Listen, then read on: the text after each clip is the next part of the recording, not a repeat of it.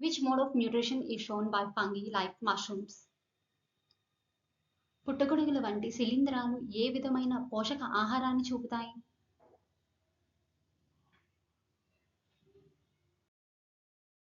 And the answer is option saprophytic.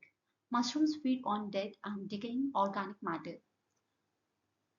పుట్టగొడుగుల వంటి శిలీంధ్రాలు ఏ విధమైన పోషక ఆహారాన్ని చూపుతాయి అంటే saprophytic.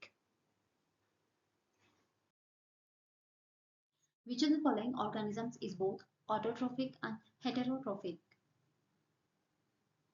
కింది జీవులలో ఏది ఆటోట్రోఫిక్ మరియు హెటెరోట్రోఫిక్ రెండు ఉన్నాయి?